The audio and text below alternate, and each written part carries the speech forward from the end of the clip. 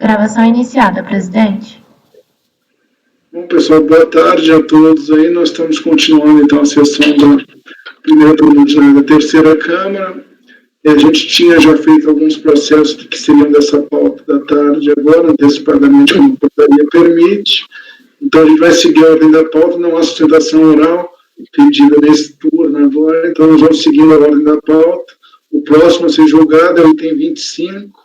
Eu já estou pregoando, recorrente MCM Comercial de Alimentos Limitada, do Dr. Lucas Borges. É o tema que a gente tratou, acho que no encerramento daquele último vídeo que a gente estava antecipando os processos que são depósito bancário original comprovado. Então, Dr. Lucas, é MCM Comercial, com a palavra para a relatoria. Obrigado, presidente. Boa tarde a todos. Já do presente processo de exigências de imposto de renda, pessoa jurídica, contribuição para o PIS, PASEP, COFINS e CSLL. Referente a fatos geradores ocorridos no calendário de 2007, conforme a inflação poliestais. O crédito tributário apurado decorre das seguintes irregularidades fiscais que estão detalhadas no relatório fiscal. Saldo credor de caixa. A fiscalizada foi intimada a manifestar-se sobre os valores apurados, que, entanto, não apresentou esclarecimentos e documentos que pudessem demonstrar a improcedência da presunção legal de emissões de receitas. O autuante informa que, para fins de quantificação da receita omitida, foram excluídos os valores que já haviam sido considerados em datas anteriores do mesmo trimestre, de forma a tributar somente o maior saldo credor de cada período de apuração.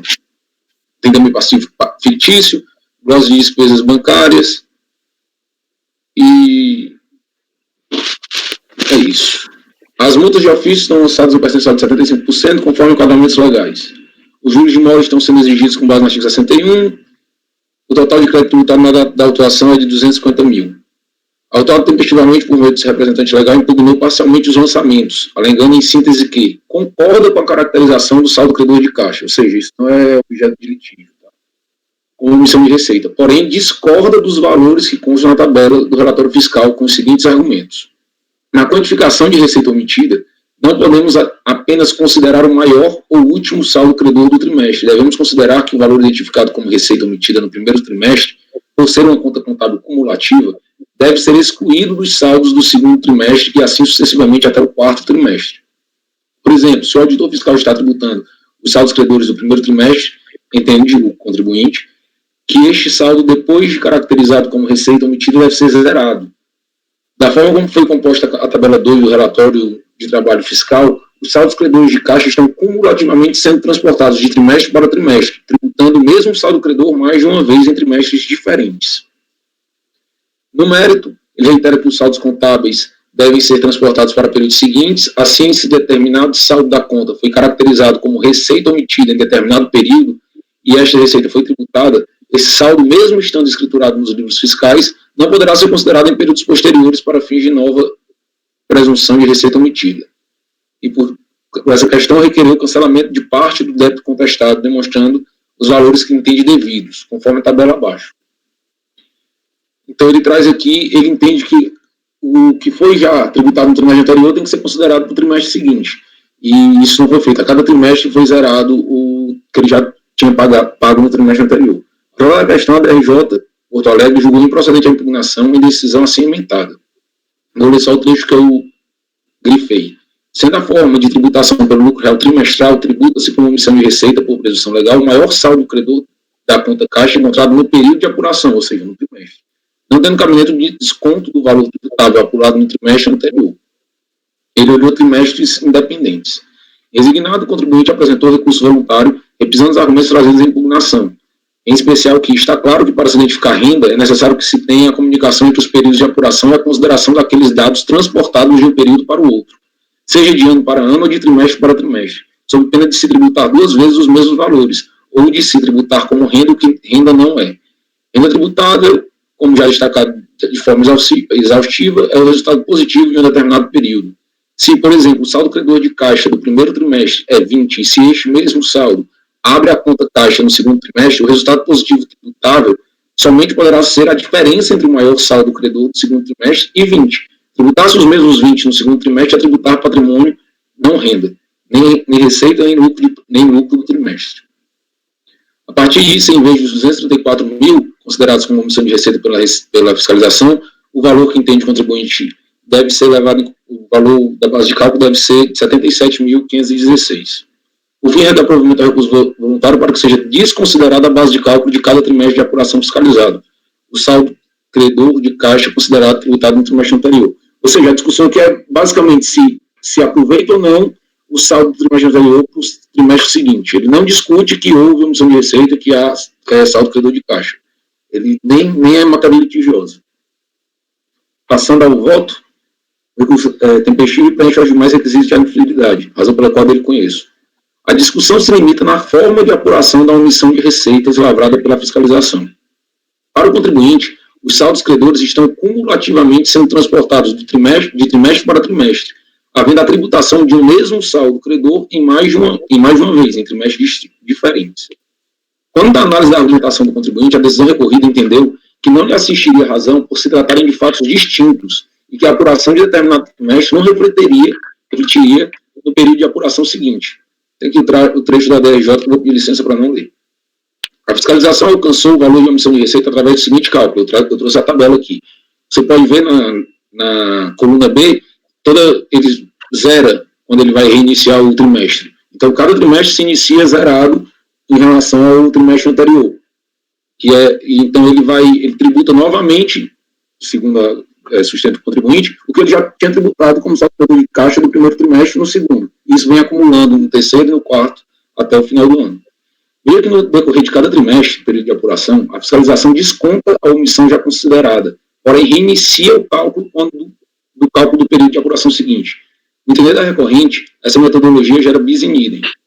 Da mesma forma que a legislação tributária estipula que deve considerar o maior saldo credor do período de apuração como receita omitida, o sistema jurídico brasileiro veda que se leve o mesmo fato econômico à tributação duas vezes. Tributar o mesmo valor como renda, receita, 2 ou 3 vezes não é compatível com o sistema jurídico brasileiro, que possui implicitamente no seu conteúdo o princípio do non bis in idem. E a afronta ao princípio do non bis in idem foi o que ocorreu no presente caso, segundo o contribuinte sustenta, ao se considerar o valor do saldo credor de caixa transportado de um período de apuração para o outro, sendo considerado como omissão de receita nos dois períodos e como tal tributado nos dois períodos. Por decorrência, segundo a recorrente, a apuração da omissão de receita deveria ter sido calculada da seguinte maneira, ou seja, aqui na coluna B novamente, quando vai iniciar o segundo trimestre, ela considera o que já foi levado em consideração no trimestre anterior. Então, ele inicia aqui na 54 mil, que era o valor final do trimestre anterior. No terceiro trimestre também, ele pega o 76, que é o valor final do segundo trimestre, e assim sucessivamente. E que, para a decisão recorrida entender que a omissão de receita ocorrida em um trimestre não refletiria no período de apuração seguinte, pensa de forma diferente. A jurisprudência desse conselho, como bem pontuado na decisão recorrida, é uníssono em relação a tributar como omissão de receita o maior saldo verificado em cada período de apuração do imposto. Acontece que não se pode olvidar que o período antecedente reflete diretamente no período posterior, não havendo como ser realizada uma análise estanque, período a período. Ainda mais uma fiscalização que foi feita do período anual, ela não foi feita só do trimestre, ela foi feita do ano inteiro. Ressalte-se que não está discutindo a existência ou não da omissão de receita que originou o presente lançamento, mas que a metodologia de cálculo não condiz com as diretrizes expostas no sistema brasileiro harmônico como deve ser. De fato, o não aproveitamento dos valores já pagos no trimestre anterior gera uma nova tributação, por exemplo, no segundo trimestre da quantia já tributada no primeiro trimestre. No caso em análise, o contribuinte possuía saldo credor de caixa no valor de R$5 mil em janeiro de 2007, valor esse que foi considerado integralmente como omissão de receita de janeiro de 2007. Quando da apuração da omissão de receita de fevereiro de 2007, essa quantia, de janeiro, foi levada em consideração para evitar uma nova tributação, em quantia já tributada. E assim o saldo credor de caixa de 54 mil foi subtraído em 5 mil, alcançando a omissão de receita de fevereiro, a quantia de 49. Eu trago aqui os cálculos para tentar simplificar o meu raciocínio. Se a mesma sistemática realizada dentro do trimestre não for levada em consideração no trimestre seguinte, se estará tributando, ainda que no trimestre seguinte, novamente a quantia já paga. Nesse contexto, entendo que não se trata aqui de uma avaliação independente de cada período de apuração trimestral, para se obter a omissão estanque, mas se tratou de uma fiscalização anual, que deve levar em consideração as conclusões em que se chegou no primeiro trimestre para adequar os trimestres posteriores. Com relação aos lançamentos que decorrem da mesma infração tributária que motivaram a autuação relativa à RPJ, deve ser aplicada idêntica solução em face da estreita relação de causa e efeito. como a discussão aqui é exclusivamente na forma do cálculo, ele não traz aqui a discussão se houve ou não omissão de receita, saldo credor de caixa, eu vou ter, então, entendendo pelo raciocínio do cálculo, por conhecer o recurso e no mérito da provimento, para que seja levado em consideração a apuração alcançada no trimestre anterior, nos trimestres subsequentes, evitando com isso tributação reiterada em vários períodos de apuração de uma só infração já apurada e penalizada. Porque esses 5 mil lá de janeiro já foi pago no primeiro trimestre. Se você não considerar isso para o próximo trimestre, eu entendo que ele vai estar sendo novamente tributado, porque esse valor continua lá na conta. Esse valor não saiu. Como é que eu estou sendo exigido no trimestre seguinte, valor que já foi tributado no trimestre anterior? Esse raciocínio que eu utilizei, e esse é o meu voto, presidente. Eu queria tirar uma dúvida. Certo. No caso, vamos supor que eu sou um empresário e não tenho dinheiro na minha conta. Mas eu me financio com as minhas vendas. Então, eu estou com zero na minha conta corrente, eu compro 10 mil reais de mercadoria e vendo 10 mil reais. Para não ter lucro, só para simplificar o meu raciocínio. O meu caixa vai ficar quebrado em 10 mil, se eu não registrar a minha venda de 10 mil reais. Vai aparecer só a compra. Nesse caso aqui, foi isso que aconteceu. O contribuinte ele não registrou a venda. Então, o saldo dele ficou credor 10 mil negativo. Na hora que eu trago isso para a contabilidade, eu zero. Eu não dou um saldo de 10 mil para ele. Eu vou cobrir aquilo que estava negativo. Além de não ser exatamente todos os saldos do trimestre. Pega-se o maior valor. Mas eu não vejo como dar isso para ele como um crédito, porque isso zera, no meu entender, isso zeraria os 10 mil, certo? Que ele não tinha dinheiro para fazer compras, no caso, né?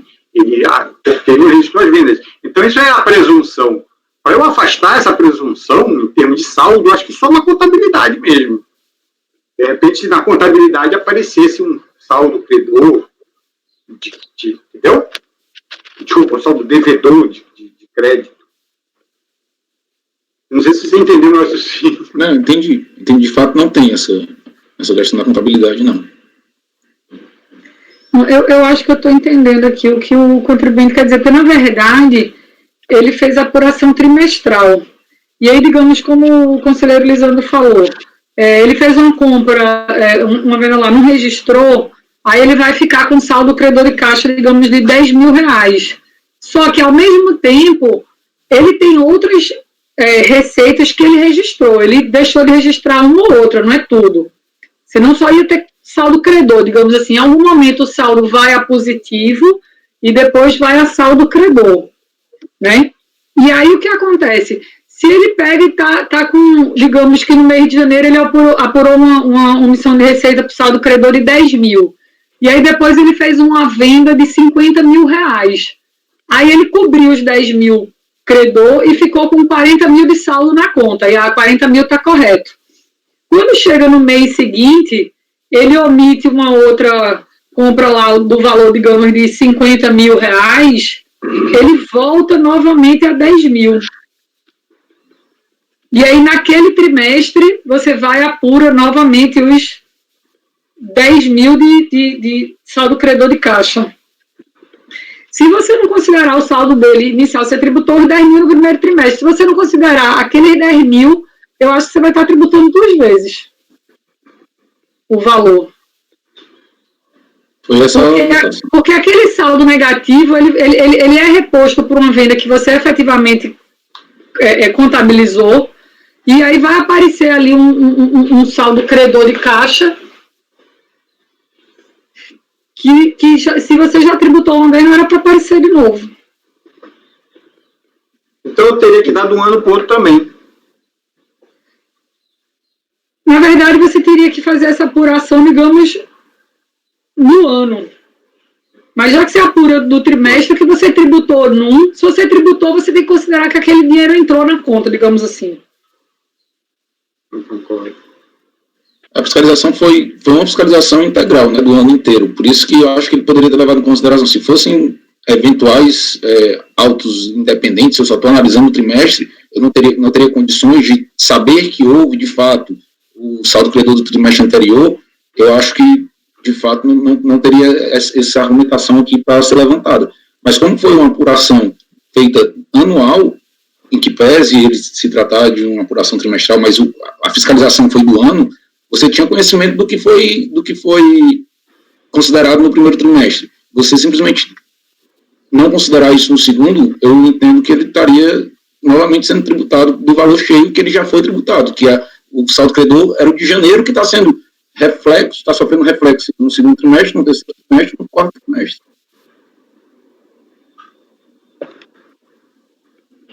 Não, mas a questão é a seguinte, né? O que você diz é que num período de apuração teve omissão de receita, com saldo credor de caixa, né? Você não pode assumir que, na verdade, a receita omitida de um período, pelo fato da sistemática que você está usando seja saldo credor de caixa, ela tem que ser considerada no próximo período também, né? Porque é o teu negócio, né? Isso, na verdade, é um valor que você usa como base para fim de operação de omissão de receita. Então, você está dizendo o seguinte, olha, nesse trimestre aqui, nesse período de operação, houve uma omissão de receita de tanto. Ponto. Aí, se houve saldo credor novamente no outro período, tem outra omissão de receita, efetivamente.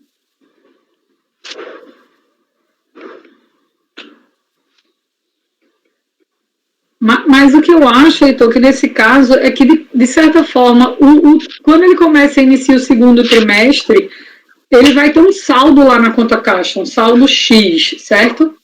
Esse saldo X que ele está levando para iniciar o segundo trimestre, se você tributou uma omissão de receita no primeiro, digamos, de 10 mil, aí você tributou, olha, você omitiu 10 mil. Então, se você não tivesse omitido, você teria 10 mil a mais na tua conta caixa. E aí, se você tributou no primeiro trimestre, você teria que adicionar para fazer o cálculo do segundo, porque aquela omissão do primeiro já foi.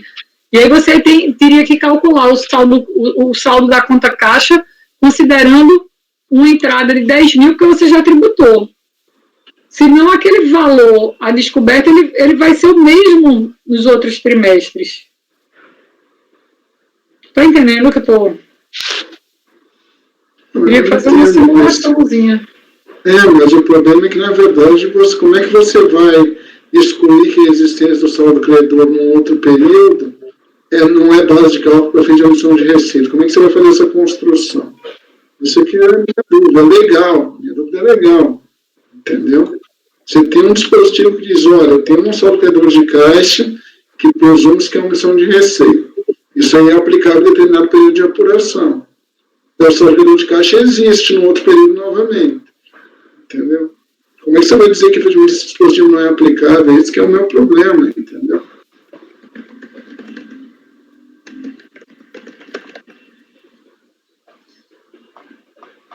Por isso é que só faz dentro do período isso. Eu vou querer visto desse processo, Heitor. Porque você entendeu o problema, doutora Giovanna? Que é o seguinte, eu estou utilizando um período para receita omitida, porque você imagina a seguinte situação, eu chegasse lá num período em que eu começasse a acreditar, do dia 1 eu tenho um saldo credor, do dia 1 efetivamente. O que vocês estão me dizendo é o seguinte, olha, caberia inclusive eu verificar se esse saldo credor já não existia anteriormente.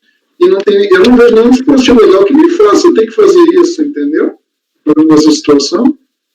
Porque é uma presunção e eles tratam. Ele podia ter dito, olha, se não é receita omitida, efetivamente, mas dizer que não foi receita omitida, isso foi de um outro período, efetivamente é meio complicado. Isso aqui é receita omitida de cada período. Como é que vai dizer, não é receita omitida porque eu omiti no período anterior, efetivamente.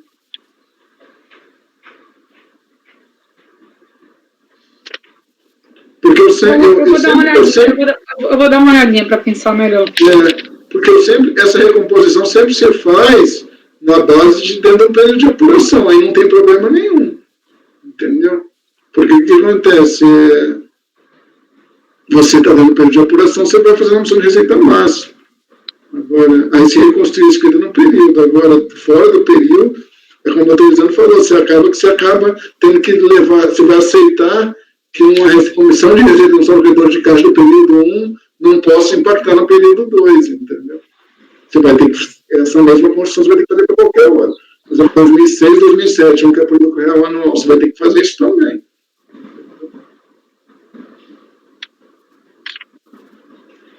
E na escrita do contribuinte, ficou o saldo credor lá, né, doutor Lucas? Exato. O meu ponto foi esse aí. Eu acho que deu para entender, né, qual é o ponto que eu sustentei. Eu acho que a Giovana vai poder auxiliar também aí nessa. Sim. Eu vou dar uma olhadinha com calma. Esse aí eu vou querer vista, vai para o mês que vem. Tá bom.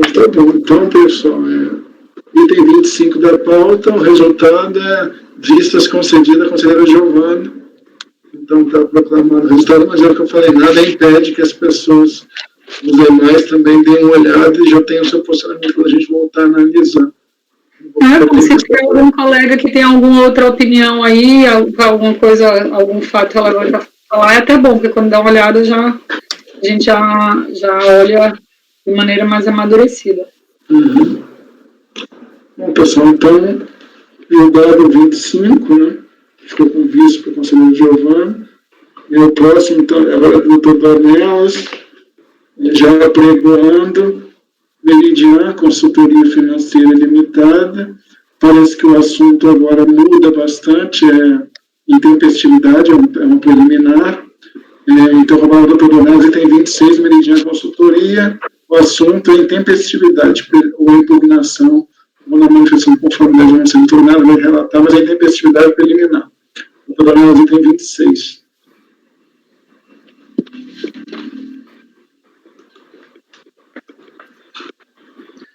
Obrigado, presidente. É o seguinte, 26.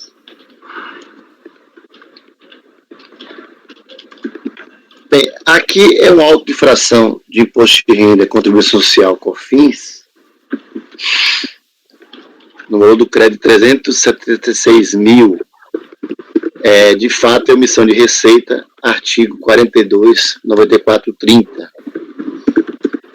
É uma infração, e a outra é omissão de receita e de atividade, comissão recebida por instituição financeira e imposto retiro.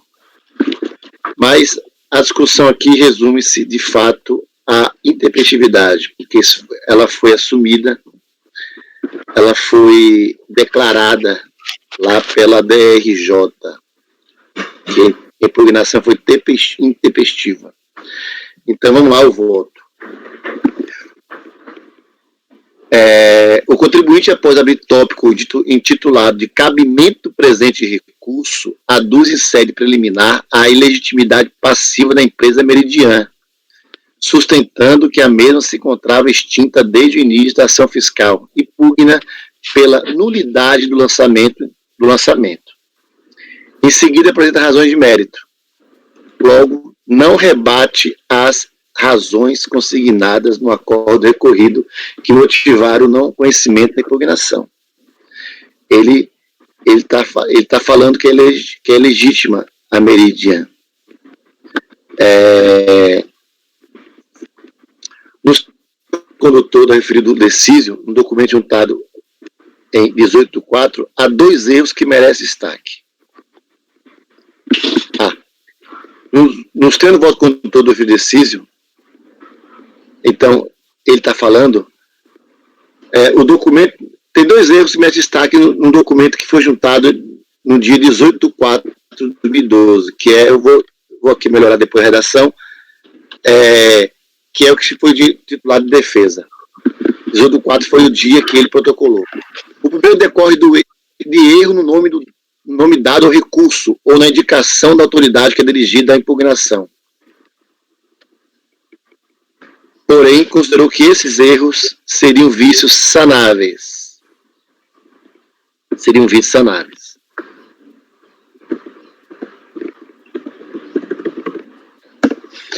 O segundo decorre da ausência de identificação e assinatura de quem o dirigiu, enfatizando que não seria o caso de aplicação subsidiária do processo administrativo do artigo 13 do Código de Processo Civil, saneamento do defeito detectado, pois não se tratava de falta de documentação que comprove a legitimidade da parte, e sim da falta de assinatura no documento protocolizado e ainda a ausência de identificação, nome e vínculo com o contribuinte, sócio, representante, preposto, de quem seria o responsável pela impugnação, gerando assim a impossibilidade de saneamento. Então, ele diz que, nesse documento que foi protocolado dia 18/4, tem dois erros que merecem destaque. Um, o primeiro, que ele considerou sanável, e o segundo, ele considerou que não daria para ser sanado, porque não tem falta, porque falta assinatura e também ausência de identificação do vínculo com o contribuinte. Se quem assinou é sócio, se é representante, preposto, então entenderam, né? Repita-se, a recorrente não traz em seu recurso nenhum argumento para infirmar a conclusão acima. Ou seja, as alegações trazidas na peça recursal não são aptas a derruir a conclusão do acordo decorrido de não conhecimento da impugnação, face à intempestividade. Logo, falta ao recurso dialeticidade.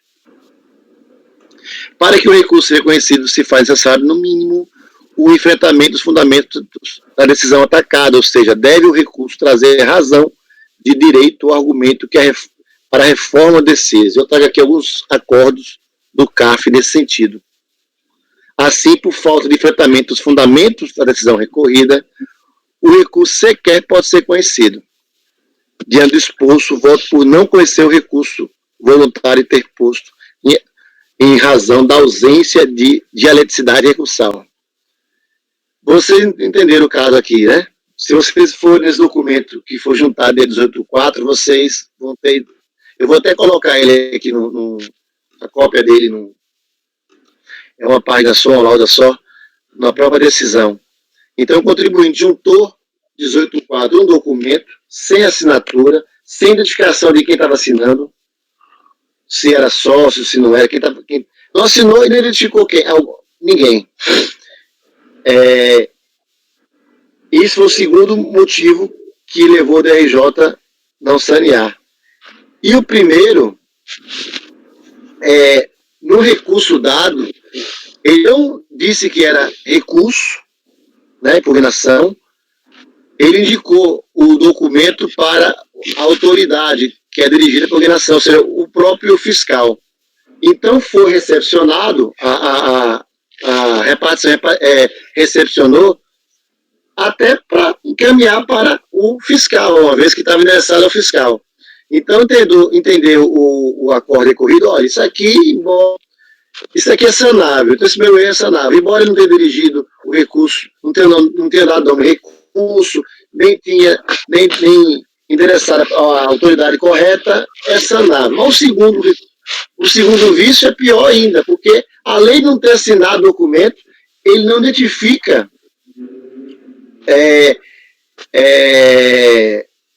não tem identificação desse recurso. Então, não tem o nome, o vínculo com o contribuinte. Então, ele entendeu dessa forma. Eu não estou entrando no mérito disso. Eu estou dizendo que eu não tenho o recurso não enfrentou esse argumento. E esse argumento foi decidido, o acordo recorrido. Então, falta dialeticidade e por essa razão, penso que esse recurso não deve ser conhecido. Essa é como eu voto, presidente. Não faz nenhum questionamento sobre a intempestividade ou os que você colocou aqui no voto são da DRJ, né, doutor? Esses dois argumentos aqui, o primeiro decorre do erro no dado recurso. Esses erros seriam vício sanável? Eu estou ficando na dúvida do seguinte, que está assim, porém considerou que esses erros seriam vício sanável. Isso não está escrito no recurso? A DRJ. Nos termos do voto condutor, eu vou dar uma olhadinha na redação, mas nos termos do voto condutor do referido deciso, ou seja, da DRJ, do acordo recorrido, no documento juntado em 18/4, haveria dois erros que merecem destaque. Ele disse quais são os erros e concluiu que foi intempestivo o recurso, a impugnação. E o recorrente, ele não traz em seu recurso nenhum argumento para infirmar a conclusão acima. Entendi. Esse é o primeiro e o segundo aqui, são argumentos da DRJ que manteve o segundo, até abriu mão do primeiro requisito, mas manteve o segundo, entendi. E aí ele no recurso não traz nada contra essa manutenção do segundo que deu na intempestividade, entendi. Tá claro. Alguma dúvida adicional, pessoal? Não, né? Eu abri aqui a impugnação para ver o que está, pelo menos, que deve ser o que foi considerado impugnação, né? Que está no índice do processo como impugnação. O documento tem 99 páginas, dos quais as folhas 1 e 2 seria efetivamente a impugnação, o resto é anexo. Ele não tem nada, ele não tem um nome, ele não tem assim, Brasília, dia tal, não sei lá, o nome, não tem nada. Ele apresenta um texto e nada, encerrando. Não tem nome. Aí eu acho que em algum momento ele foi chamado a dizer quem era, né? Aí foi trazido um documento mais adiante de 2 páginas, como um complemento da impugnação. Aí vem uma assinatura, sim, reconhecido firma, que seria do senhor Rodrigo Galberto Marcola. A cópia do RG dele, pronto. Não tem contrato social, não diz o que é que ele é da empresa, não. Eu entendi, a coisa realmente não dá para aceitar, não. E ele sem contestar nada disso. Eu até não entendo nesse mérito, né? Eu só fiz, de fato, eu da decisão recorrida, e o contribuinte não rebate isso aí. Eu entrei para ver, porque vamos supor que ele tivesse feito a impugnação, isso que eu achei estranho, você não botar o nome, digamos que ele botasse o nome do sócio, administrador lá, curioso, e aí ele não assinou e não trouxe o contrato. Ele poderia suprir essa ausência assinando e comprovando, olha, fui eu que entreguei, esqueci de assinar, e está aqui o contrato social mostrando que eu sou sócio administrador. Mas não só no documento original, não tinha nada dizendo quem supostamente teria entregue, como depois que ele faz um adendo, ele não diz o que aquele cidadão, o Rodrigo, representa para a empresa. Não sei nem quem foi que entregou o recurso voluntário. Não, eu estou tranquila para votar. Então, vou colher os votos, pessoal. Doutora Giovana. Eu acompanho o relator. A pessoa está votando por não conhecer o recurso. Acompanha, doutora Giovana. Isso, acompanho o relator. Polionizar. Doutor Lucas. Acompanho o relator. Doutor Rafael. Acompanho a relatoria, presidente. Doutora Mauritânia. Com o relator, presidente. Doutora Bárbara. Acompanho o relator. Eu também acompanho o relator. Então, item 26 da pauta, Meridiana Consultoria, o resultado é por unanimidade de votos, não conhecendo o recurso voluntário. Agora, voltamos ao doutor Lisandro como relator. Acho que é o mesmo contribuinte de manhã, líder taxário, só que ele veio novamente em outro momento, porque a pauta também ainda é de conhecimento. Então, item 27, líder táxi aéreo, é o recorrente, mas a matéria agora é preclusão de matéria não impugnada a conhecimento, é o doutor Lisandro 27, em julgamento. É isso, presidente, é o mesmo contribuinte, mas nós não podemos aproveitar a discussão do processo lá do item 13, porque os fatos são diferentes. Inclusive, estão em matéria diferente. Mas, em resumo, presidente, se o senhor me permite, o que aconteceu foi que o contribuinte apresentou um recurso voluntário, e no recurso voluntário tem um número de processo que não é desse processo aqui. Inclusive, a matéria até parecida com compensação, saldo negativo do ano calendário, no caso que seria 2006, só que ele colocou o número de um outro processo. O relator do processo, que sucederia esse relator, acho que é a Moisés, ele atinou para esse fato e baixou em diligência. Não foi bem diligência, foi um despacho de saneamento, porque é um erro bem bem, né, caracterizado. Então, foi um despacho de saneamento para a unidade de origem verificar o que aconteceu e intimar o contribuinte, dizendo, olha, você anexou um processo, está com um número de outro processo. E os fatos também, se eu desprezar o número de processos e ler o processo, o recurso voluntário, os fatos não dizem respeito a esse processo. Dizem respeito a um outro. Então, se você apresentou, aí essa foi a instrução do relator, se você apresentou, anexe uma cópia do recurso relativo ao processo. Esse processo aqui, né, que final 2012-06. E o contribuinte não respondeu. Ele recebeu em caixa e não respondeu. Então, ficou realmente nesse processo um recurso que não é dele, nem no cabeçalho, nem no conteúdo. E eu ainda, para um desencargo de consciência, eu tomei a liberdade de ver o processo, que ele tinha até um número de processos aqui. Se de repente não estava nesse outro processo, né? E não está. Lá está o processo daquele processo mesmo, né? Eu não sei se isso Podiam ter trocado, né? podiam ter trocado. Isso não estava na diligência. Ia ser uma atenção a mais, além de contribuinte. Eu verifiquei também, o processo está no arquivo, mas já aparece para a gente aqui que eu coloco consulta processual. De repente, não sei, alguém pode achar que seria uma outra diligência nesse sentido, mas mesmo uma diligência nesse sentido não seria frutífera. Então, ele acabou não respondendo. Então, como disse aí o doutor Dornelas, faltou dialeticidade no processo. Não se manifestou. Aí não tem como. Por não conhecer. Eu trago um voto, eu diria, como é que a gente chama? Um voto alternativo, se vencido, né? Mas o meu voto inicial é para não conhecer, porque já foi feita uma diligência, toda a atenção, de que estava trocado, que o conteúdo não bate, e ele não respondeu.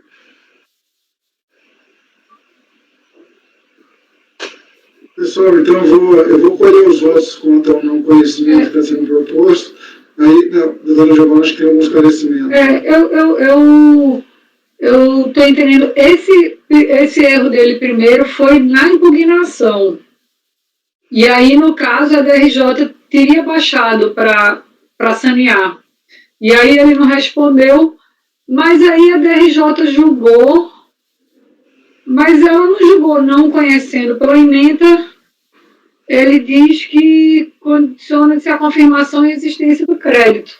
Não, Giovana. É o recurso voluntário que está com o número trocado. E quem foi que baixou em diligência? Foi o relator do CARF. Foi o Moisés Giacomelli. Foi alguém que pegou o processo antes e aí você está retornando a diligência, foi feito um novo sorteio. Ele saiu do CARF e aí houve um novo sorteio. Entendi. Moisés Giacomelli Nunes.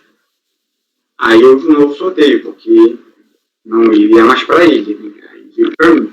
Mas aí eu fui ver o histórico do processo, então já está instruído, na minha opinião, que o que interessa para conhecimento está no processo. Ele viu que o recurso voluntário, não é a manifestação de conformidade, o recurso voluntário não diz respeito a esse processo. E existe esse processo, esse outro processo existe. E teve um recurso e está lá, certinho, bonitinho. Então, não tem como. E o contribuinte foi intimado também. Eu acho que ele não apresentou mesmo. Entendi. O saneamento foi agora no recurso voluntário, entendi. Está esclarecido. Eu estou pronta para votar, presidente. Eu vou então, pessoal, colher os votos só contra o conhecimento. Se houver divergência e o colegiado resolver conhecer, o utilizando passa ao voto de mérito, ele fez um voto aqui de mérito caso venha sido contra o conhecimento, mas então ele está a princípio de voto por não conhecer do recurso. Então, doutora Giovana. Eu acompanho o relator. Isso, eu estou colhendo os votos. Doutor Dornelas. Acompanho o relator. Doutor Lucas. Com o relator.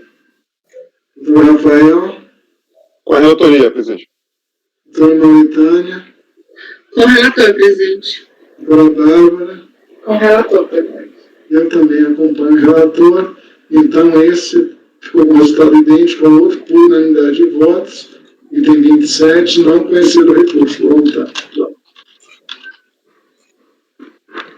Item 28, agora, vai para a relatoria do Dr. Rafael Malheiros. Acho que também muda o tema. É uma questão de DCTF, de exigência de fonte, com base em DCTF. Eu acho que tem recurso de ofício e voluntário, né, Dr. Rafael? Tem os dois, presidente. Então é isso. Item 28, recorrentes são Fazenda Nacional, recurso de ofício, e o contribuinte é Center Norte S.A., Construção, Empreendimento, Administração. Fazenda Nacional é Center Norte, item 28 em julgamento, Dr. Rafael, para a relatoria. Como adiantou o presidente, esse processo tem os dois recursos, né? Tem um recurso de ofício voluntário, ambos interpostos em face de acordo de primeira instância que considerou o lançamento procedente em parte. Então teve um auto de infração eletrônico, fonte do ano calendário 97, multa de ofício e multa de mora isolados, decorrente de auditoria em DCTF. O contribuinte apresentou impugnação contestando os lançamentos, sinteticamente aí, alegando erro de preenchimento nas DCTF. Viu a decisão de primeira instância e disse que aplicou retroatividade benigna quanto ao recolhimento fora do prazo, e no que importa aqui o nosso processo, negação geral quanto a determinadas razões do contribuinte. Segundo o PAF, como procedimento passivo, trazer os autos das provas que dispuser contra o lançamento. A autoridade julgadora interpôs recurso de ofício face à exoneração ter sido dado no montante de R$1 milhão e poucos mil, e o contribuinte apresentou o seu voluntário repisando os argumentos expendidos na sua manifestação. O recurso de ofício aí não foi conhecido, em razão da súmula CARF número 103, para fins de conhecimento do recurso de ofício, a gente aplica o limite de alçado vigente na data de sua apreciação em segunda instância. Então, esse recurso foi interposto à época que esse montante era de R$1 milhão, mas desde 2017 a gente tem aí que esse valor passou para R$2 milhões e 500 mil. Então, o recurso de ofício não foi conhecido. E quanto ao voluntário, aqui no mérito, o contribuinte alegou, quanto ao erro de fato, extinção do crédito tributado principal, eu vou concordar aqui com a autoridade julgadora, que o contribuinte conclui, portanto, que é impugnante limite-se a negar de forma genérica a infração que lhe foi imputada. Quando eu compulsei os autos aqui, eu pude inferir que, em sede do voluntário, o contribuinte trouxe aos autos seus livros diários dos primeiro e segundo semestres de 1997. Então, aí são 132 folhas de livro diário, período em que se apuraram as infrações. Todavia, não se ocupou de fazer as correlações necessárias entre lançamentos contábeis e supostos pagamentos efetivados de forma tempestiva, reforçando o argumento do colegiado de primeira instância, no sentido de que as mensagens da interessada não são específicas, tratando de mera negação geral. Por todo exposto, não conheço o recurso de ofício e conheço o voluntário negando o improvimento. Doutor Rafael já foi ao voto, então, na verdade, ele não conhece o recurso de ofício, porque houve mudança do limite de alçada aí no meio do caminho, então a gente aplica.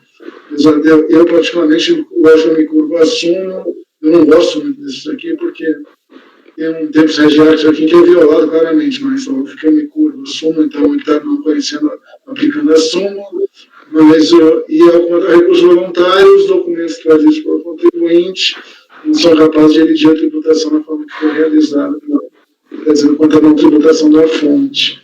Ou seja, ele trouxe aqui algumas coisas. Estou terminando de ler aqui. Ele trouxe o livro diário do primeiro e segundo trimestre, né? Só que não tem como fazer correlação entre o livro diário e o pagamento, né? Para eleger a fonte, entendi. Alguém quer dar uma olhada mais a fundo nas provas? Ele não teve o fundamento da primeira instância, tem alguns elementos adicionais, eu acho que os diários ele também não conseguiu fazer as correlações necessárias entre os lançamentos contábeis e os pagamentos efetuados ou seja, de forma que pudesse afastar essa tributação de fonte que foi objeto de lançamento aqui. Ele trouxe tudo que ele tinha, né, presidente? Jogou no processo aí. Entendi. Mas sem fazer a correspondência de tal forma que você conseguisse ver que a fonte retida são desses pagamentos do diário. Entendi. Alguma dúvida adicional, pessoal? Alguém quer olhar melhor essas provas aí? Essa questão o que o conselheiro Rafael chamou de negação geral, às vezes a gente fala aqui, é o que eu chamo, às vezes, de maçaroca de papel, né? Não basta simplesmente juntar qualquer dado, ele tem que mostrar de forma inequívoca e fazer associação. Então, talvez eu vou acompanhar o relator, talvez eu não chamasse de uma negação geral, porque às vezes a negação geral é tipo assim, isso é improcedente, né? Na verdade, ele diz que não é procedente trazendo algum documento que, né, a princípio poderia vir a ser prova, mas que se ele não faz a devida correlação, realmente não prova nada. Mas eu acompanho o relator aqui, eu vou acompanhar o relator. Tá bom. A senhora quer ficar pelas conclusões, doutor? Eu acho que, na verdade, ele fala assim, né, que reforçou o argumento de que não são específicas até o final, tratando de mera negação geral, realmente está no final. O negação geral... Do DRJ, presidente. Essas palavras do DRJ eu coloquei entre aspas aí. A negação geral dele é a conclusão que eu queria só para dizer que documentos trazidos de maneira aleatória, sem uma devida identificação, não deixa de ser uma negação geral. Né? Enfim. Às vezes eu uso até negação geral, mas ele não chega a trazer nada, diz assim, só, isso é improcedente. Mas, que sentido você dá a expressão negação geral, para mim é irrelevante, porque o que vale para mim é a forma como o relator fundamentou. E da forma como ele fundamentou, eu concordo. Ele disse, ele trouxe um monte de documento, livre diário, não faz associação com pagamento, e por isso eu vou negar provimento. E para mim, estou de acordo. É isso mesmo.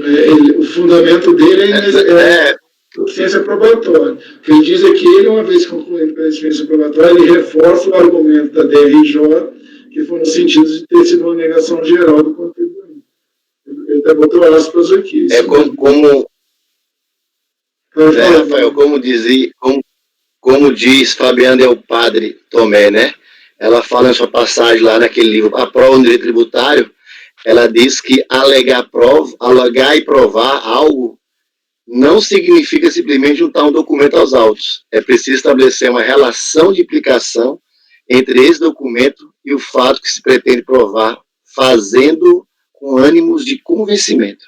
Então não é somente juntar e dizer que toma aí, se vira, joga os peitos, né, Rafael? É isso aí. Perfeito, conselheiro. Isso aí. Bom, pessoal, então eu vou colher os votos. O doutor Rafael não conhece o recurso de ofício para limite de alçada, conhece do voluntário, mas nega provimento ao recurso. Doutora Giovana. Eu acompanho o relator. Doutor Dornelas. Acompanho o relator. Doutor Lisandro. Acompanho o relator. Doutor Lucas. Com o relator. Doutora Mauritânia. Acompanho, presidente. Doutora Bárbara. Eu acompanho, presidente. Eu também acompanho. Então, item 28 da pauta. O resultado ficou por unanimidade de votos. Não conhecendo o recurso de ofício, não conhecendo o recurso de ofício, e conhecendo o recurso voluntário e negar o provimento. O resultado do item 28. Fazenda Nacional e Centro-Norte eram os recorrentes. Agora voltamos ao doutor Dornelas. Item 29, ARN Transportes e Construções, é o recorrente. O tema é fonte, penalidades e multa de ofício ou outras. Então, acho que pode detalhar melhor, que entra naquele 9999 de tema. Então, é um que é mais genérico, a gente usa aquele coringa. Então, item 29, é ARN Transportes. Bom, trata de recurso voluntário interposto em face do acordo X, proferido pela DRJ do Rio de Janeiro, que por unanimidade de votos julgou improcedente a impugnação apresentada, para manter a exigência e ratificar a responsabilidade passiva solidária de Arthur Cavalieri. Em recurso, o contribuinte questiona a multa aplicada, arguindo que possui caráter confiscatório, vedado pela Constituição Federal.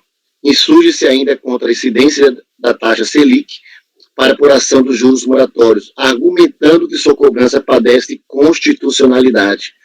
Por fim, solicita diligência para fim de comprovar a aplicação da Selic nos débitos ora discutidos. Esse foi o fim da diligência que o contribuinte, a finalidade da diligência que o contribuinte aduziu seu recurso, bem como a aplicação da multa que importe nitidamente confiscatório. Então, só pelas razões do contribuinte, eu trago aqui a súmula 2, né, que os argumentos que demandaria uma análise de constitucionalidade. A súmula 2 me pede fazer isso. No que pertine à taxa Selic, também trago a súmula 4 a esse respeito. E quanto ao pedido de diligência, vale a nota de que a diligência nos moldes solicitados é incabível, pois não há necessidade de comprovar a aplicação da Selic nos débitos horas discutidos, muito menos a aplicação da multa no importe de 75, ou atestar por esse procedimento eventual caráter confiscatório da multa.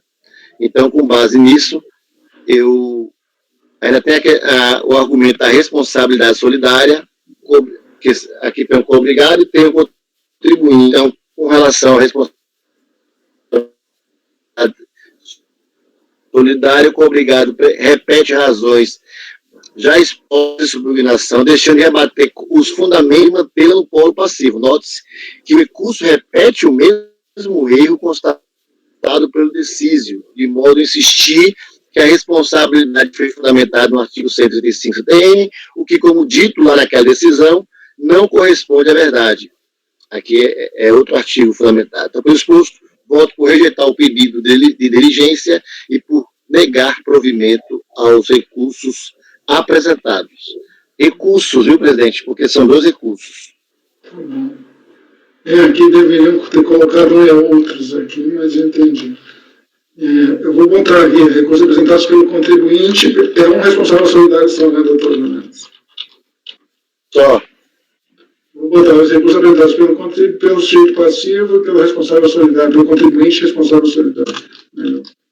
O sujeito passivo, os 2 são.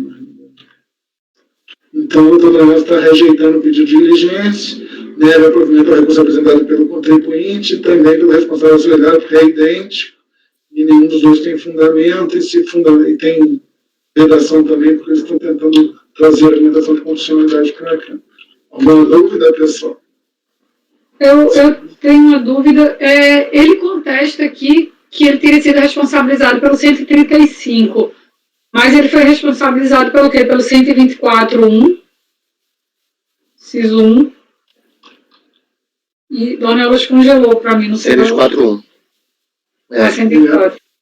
Daniel, sua imagem congelou. O som acho que está normal. 124.1. Tá, e ele não contesta os fatos. 104.1, estou escutando? Estou ouvindo. O som tá bom, só a imagem estava um pouco congelada. Não, então, ele traz argumentos para... Desculpa. Pode falar, Giovanni. Não, o que eu queria entender é isso, assim, o que eu estou entendendo é que é como se ele tivesse se defendido do 135, mas a responsabilidade não foi feita com base no 135. Mas a gente se defende normalmente dos fatos. Os fatos que foram imputados a ele, ao co-obrigado, ele se defendeu efetivamente ou realmente não teve defesa dos fatos? Não, ele considerou como fato, como fato a não responsabilidade do sócio, né? E construiu a argumentação dele com base no artigo 135. Tentou afastar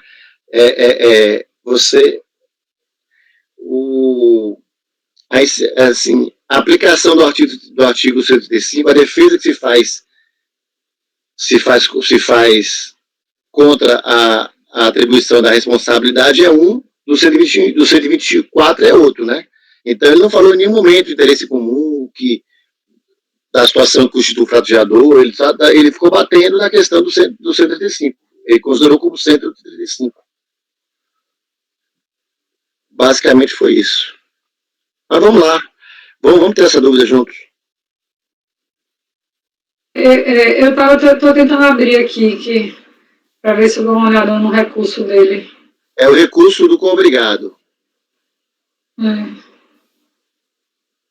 Meu computador está muito lento para abrir esses arquivos.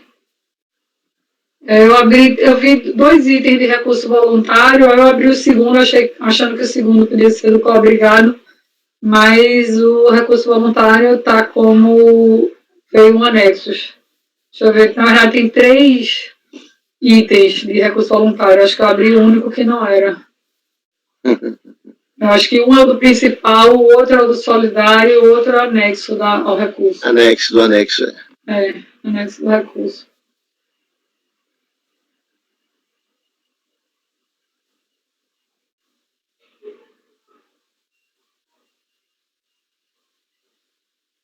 É o meu escritório, é o mesmo recurso praticamente. Eu abri também, exatamente o que não deveria ter aberto. Eu abri o do ALM, exatamente. Também, acabei de abrir também, e deu certo. Deixa eu corrigir aqui. É o primeiro recurso. É o primeiro que está aí. Então.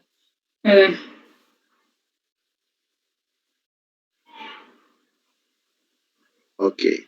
Aí. Pronto, Arthur Cavalieri. Então ele cita os fatos. Tempestividade. Então, ausência da responsabilidade dos sócios.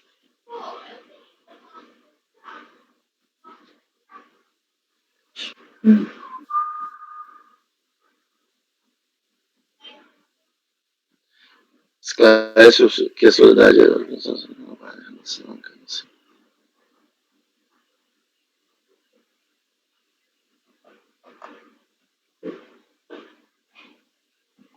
Então, ele até coloquei, o relator esclarece que a solidariedade por hora mencionada no auto de infração não guarda relação alguma com a responsabilidade tributária prevista no 135. Engana-se, pois estão intimamente ligadas, e diga-se, mas para a configuração de uma deve estar presente os requisitos do outro, melhor dizendo, para que a responsabilidade solidária prevista no artigo 8º do decreto 1736, necessariamente tem que estar presente os requisitos estampados no artigo 135 da TN, sob pena de ilegalidade.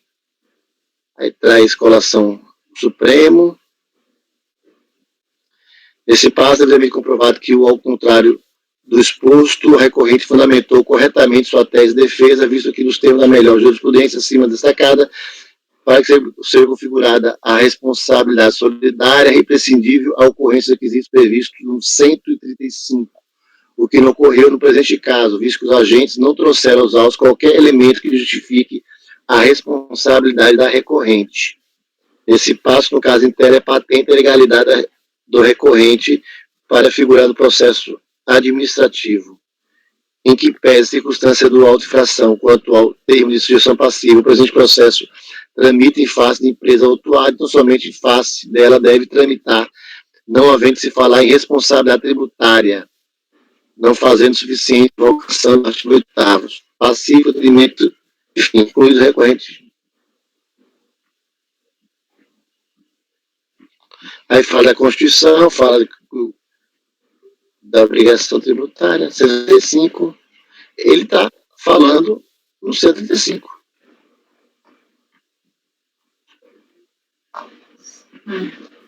O que eu vi aqui é como se o argumento que ele está dizendo é o seguinte: olha, para você me colocar como responsável solidário, eu teria que estar, como pessoa física, eu teria que atender os requisitos do 135. No caso, né? Então, assim, se não for dessa forma, eu não poderia ser solidário. Agora, eu não sei. No caso, a questão não há prova de que a recorrente tenha agido com excesso de poder ou infração à lei. Não é essa acusação, né? Aí eu queria ver agora, dar uma olhada qual foi a acusação. Né? Porque acontece o seguinte, a tese dele é de que é o seguinte, né? Se usou o 124.2, porque existe uma espécie de disposição legal no artigo 173.6 de que ele seria responsável. Ele diz o seguinte, olha, mas essa disposição legal que indiretamente está vinculada ao 124.2, porque o 124.2 fala das responsabilidades que são designadas por lei. Ela só pode subsistir se tiver os requisitos do 135. Aí, então, ele vai do 135, ou seja, a tese dele depende de dizer o seguinte, olha, esse 124.2, para ser aplicado ao caso, ele invoca um dispositivo que, na verdade, ele só pode ser invocado quando o 135 opera, e traz uns julgados que assim dizem. Estou só esclarecendo qual é a tese do contribuinte. Então, na verdade, dizendo o seguinte, tudo bem, é o 124.2. O 124.2 remete a uma expressa disposição legal para a responsabilidade. E essa responsabilidade desse dispositivo que foi usado, ela tem que ser nos limites do 135 do CTN. Porque dizem que não é incompatível, tem um julgado aqui que fala a compatibilidade entre esse dispositivo legal, que é a decreto 173, artigo 8º, com a questão do 135 do CTN. Então, essa aqui é a tese, entendeu? Ele está dizendo que ele está tendo o 135, ele está fazendo um link do 124, por dizer que a disposição legal que o 124 está apontando nesse caso, ela tem que obedecer os requisitos 135. É isso que ele fala na defesa dele. Só esclarecer aqui que foi o que eu li do recurso.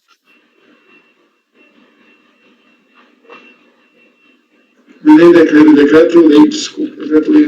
Não, o que eu estou entendendo é que, na verdade, ele colocou com base no 124.2, porque a responsabilidade solidária decorrente de lei, e nesse caso é uma responsabilidade solidária objetiva. Você foi administrador, e aí não cabe invocar a questão do ser administrador e praticar ato com infração à lei. Não precisa provar, indicar. O que a lei está dizendo é como se fosse uma presunção. Olha, você efetivar a retenção do imposto e não recolher aos cofres públicos, se acontecer isso, o administrador automaticamente é responsabilizado, da mesma forma que ele alça isso a uma gravidade maior do crime de apropriação indébita. Diferentemente da sonegação, o crime de apropriação indébita tem uma característica específica, que eu acho que o que aconteceu aqui é ter efetivado a retenção e não ter recolhido. Então, automaticamente, por disposição legal, ele coloca como responsável solidário os administradores, sem independente da prova de prática. Entendi. O decreto-lei 1736/90, né? É isso mesmo. É de 79, eu acho. Não, eu entendi aqui. O que eu acho que...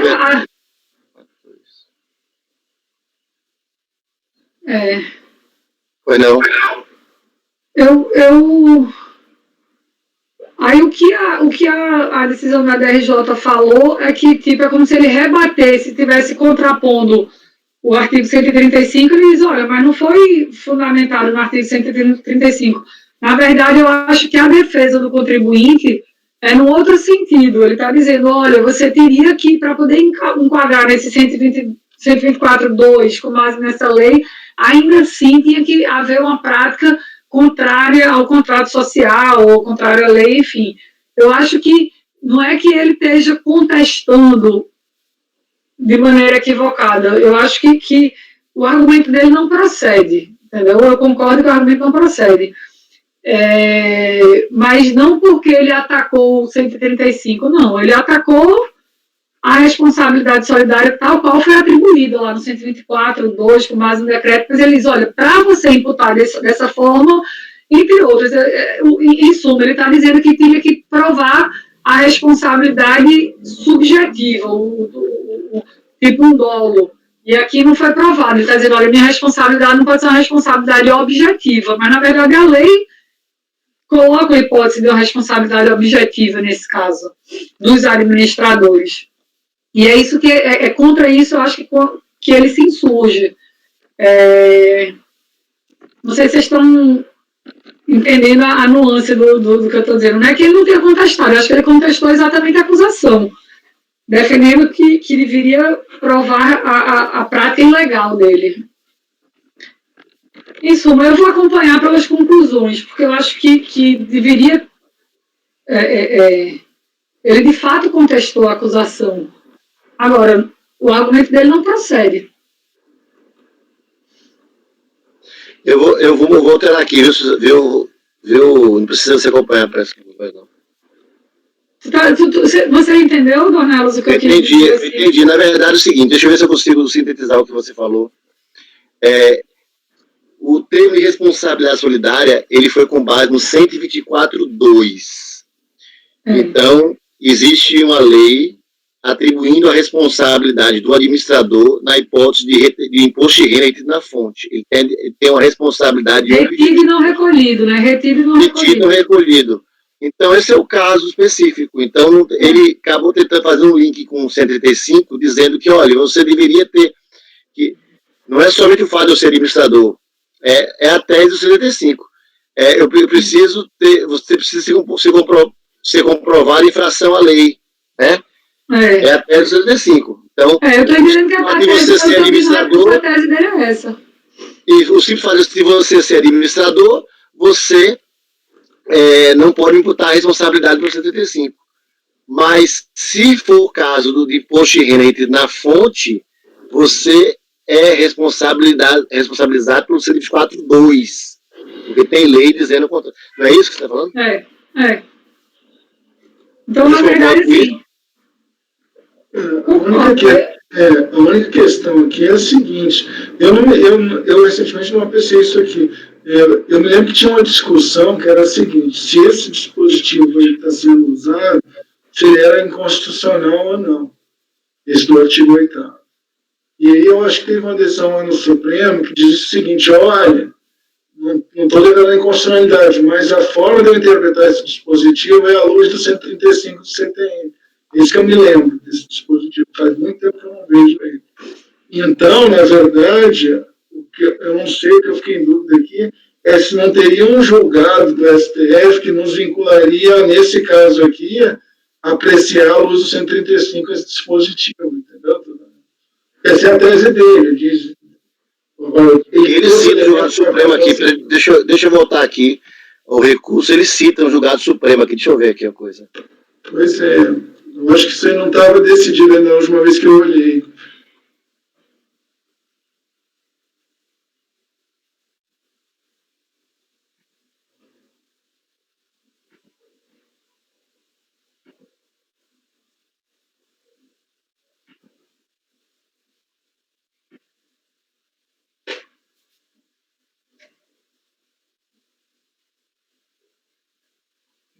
Ele está citando o STJ. Mas acho que teve tinha um extraordinário, acho que eu lembro do STF, que tentava dizer, olha, então é inconstitucional, efetivamente. Deixa eu ver se eu acho alguma coisa aqui. Ele citou o Supremo aqui, o Supremo...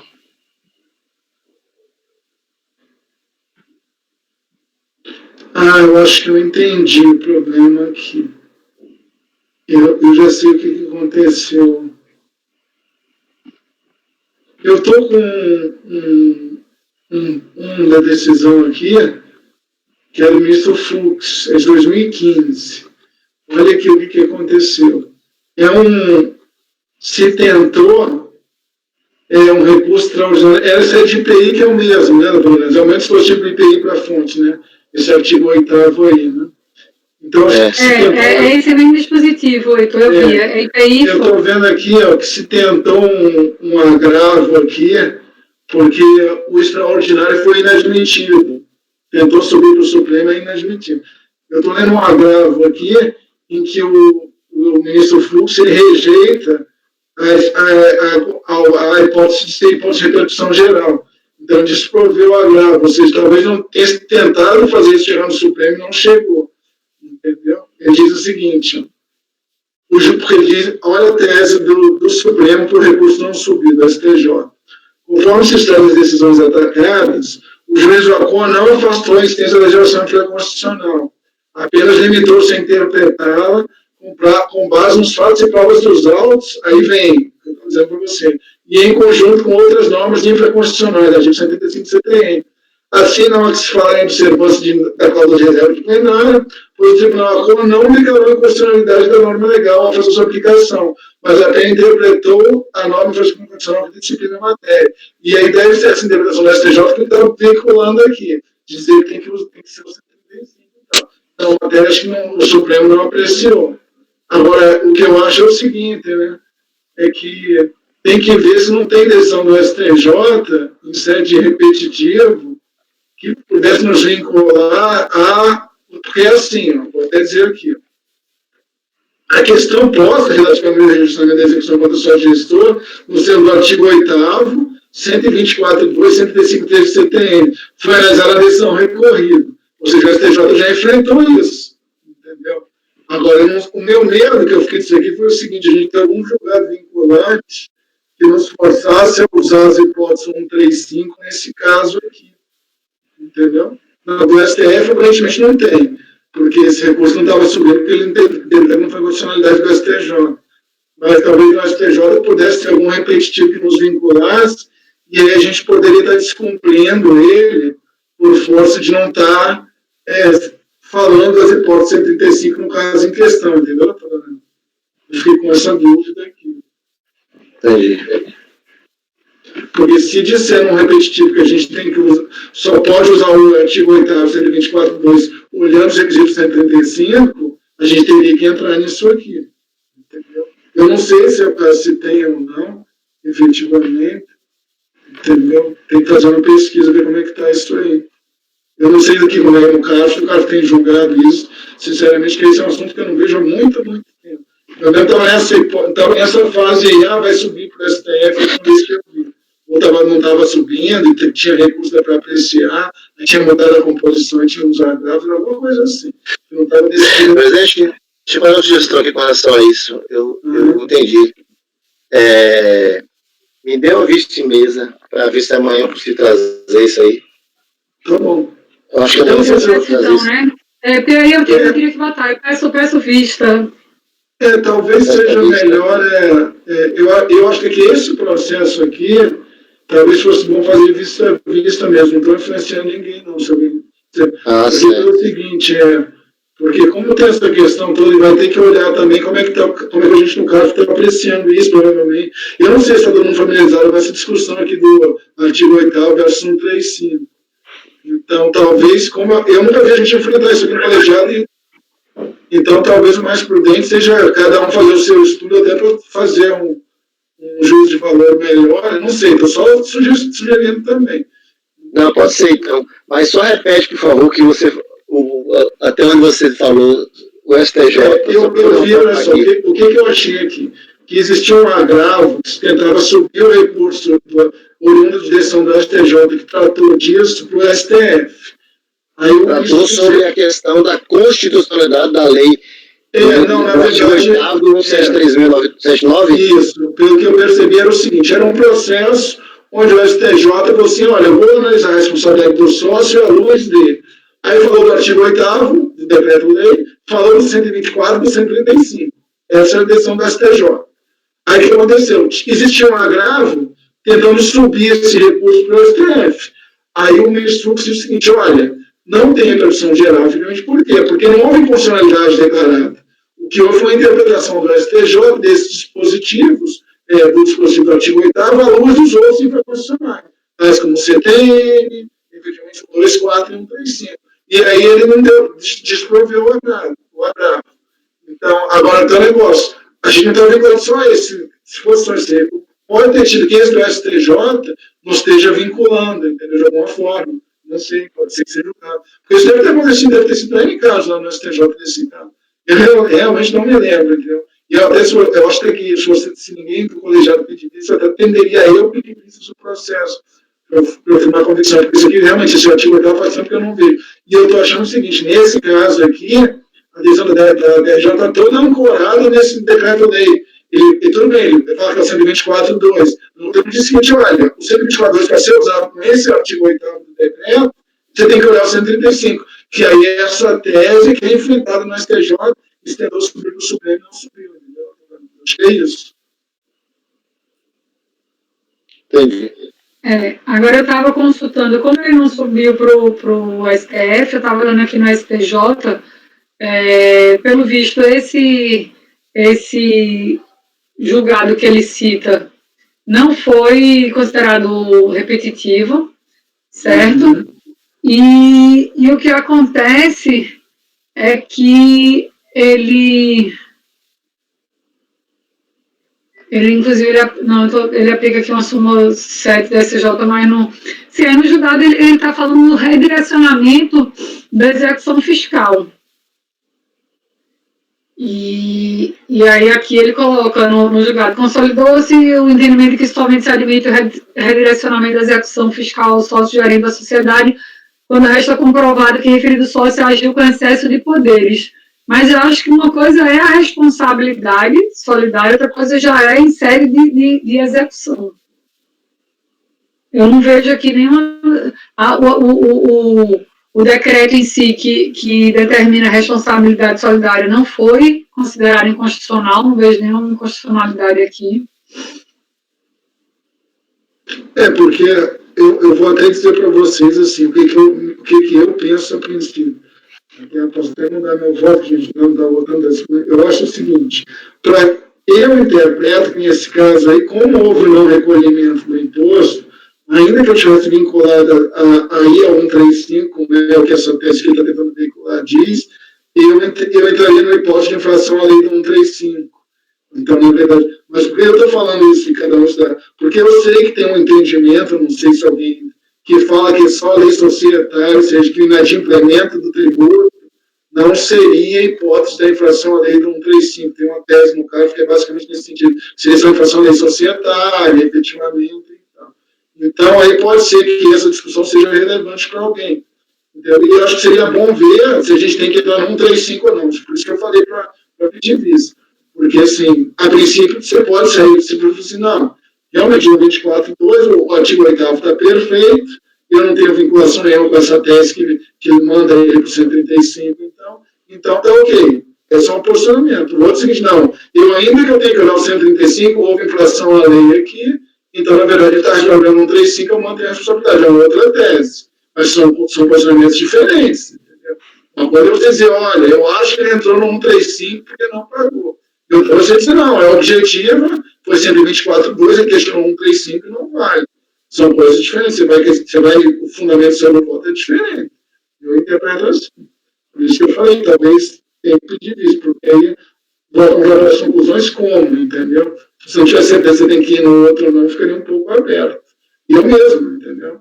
Eu, por exemplo, ok, o resultado é o mesmo que eu daria, talvez sim, mas qual é o fundamento que eu vou usar de ir no 135 ou não, eu vou ficar mais seguro, mas não sei. Então, só também raciocínio com vocês junto aí. Eu achei que o contribuinte não tinha feito, a princípio, e que ele não tinha feito esse batimento de derrubar até 124 combinado para ir ao 135. Mas ele fez isso no recurso. Ele diz, eu estou até o 135 por quê? Porque eu acho que essa tese da combinação já foi afastada pelo STJ no sentido de ter que olhar os requisitos do 135. Ele escreve isso no recurso, entendeu? Isso. Então, isso é o problema. Pelo que eu vi, o STJ não tem decisão vinculante nesse sentido, não. Assim, só... mas também não quer dizer que a pessoa não possa adotar a tese, né? Isso que eu quis dizer, entendeu? Pode ser que alguém fale, não, tem sentido. Eu preciso dar uma olhada. Então deixa com vista aí, porque... Alguém que mais quer pedir vista, até para não assim, na verdade, eu posso até fazer o seguinte, eu estou segura em negar provimento. Sim. Certo? Assim, é melhor, estou chamando, porque aí, assim, não tem que registrar o seu voto, mas óbvio que, se você não quiser registrar o voto e passar para um outro também.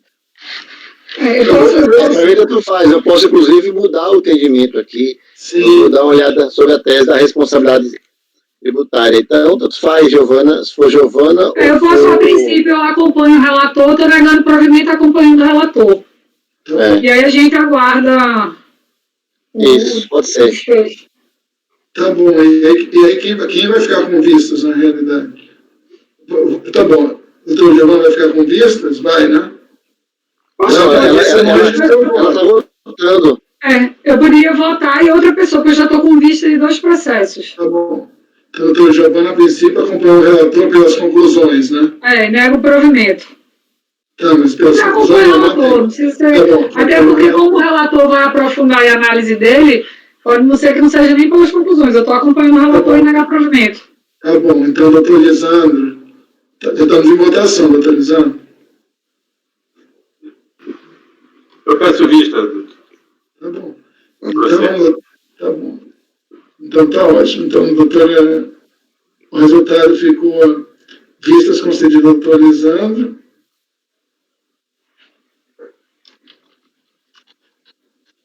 O relator votou por negar o provimento do recurso, acompanhado pela doutora Giovanna Pereira de Paiva Leite, e se interrompeu o julgamento quando ele estava colhendo a votação do doutor Lisandro. Deixa eu anotar o relator aqui, depois a doutora Giovanna negar o provimento, depois eu agir.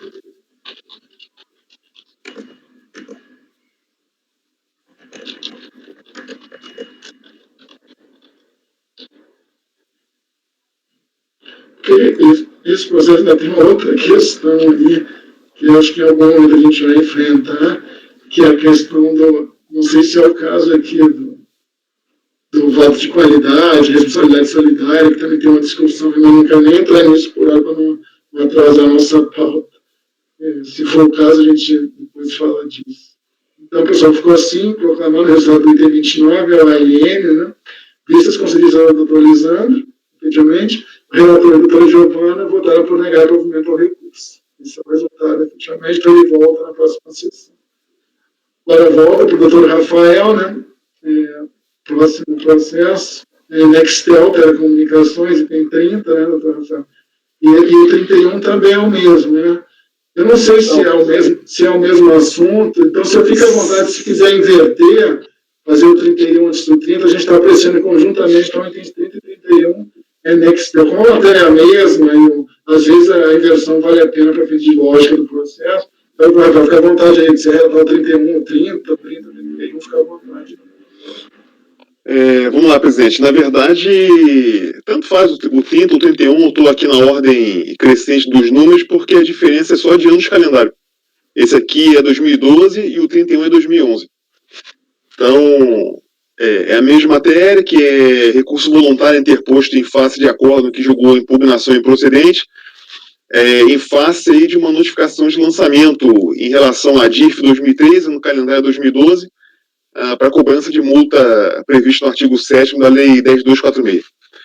O contribuinte impugnou, argumentando que a entrega de destempo da DIRF não causou prejuízo ao erário, porque as obrigações principais foram quitadas, que ele agiu em boa-fé, cabendo à autoridade jogadora afastar a aplicação da multa, e a aplicação da referida penalidade ofenderia os princípios de razoabilidade e proporcionalidade.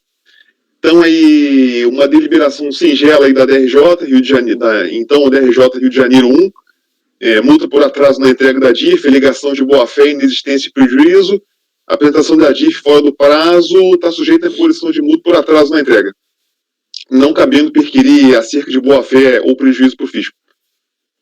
E resignado aí com o acórdão de piso, o contribuinte apresenta o voluntário, expendendo os mesmos argumentos referidos na impugnação. É o relatório, presidente. Alguma dúvida, pessoal? Algum esclarecimento? O doutor Rafael pode ir ao voto, então. Voto. O recurso tempestivo, pelo que dele conheço, entrega de destempo e boa-fé.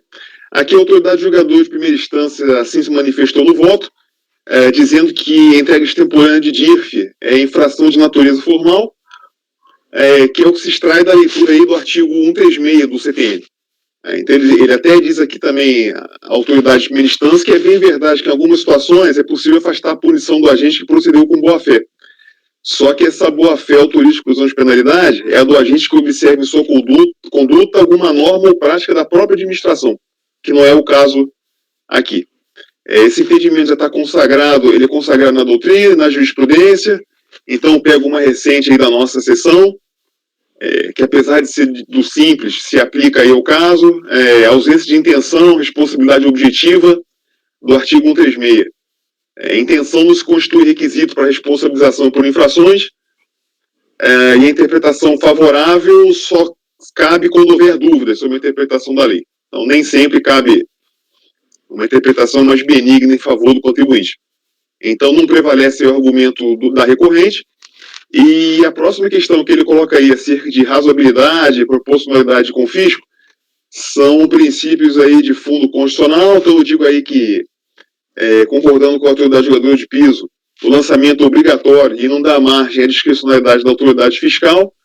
E aí, contra esses princípios de natureza constitucional, razoabilidade, proporcionalidade e confisco, multa com natureza confiscatória, aplica-se aí como o doutor Dornelas aplicou no julgamento anterior, a súmula número 2, a incompetência do CARF para se pronunciar acerca de constitucionalidade de lei.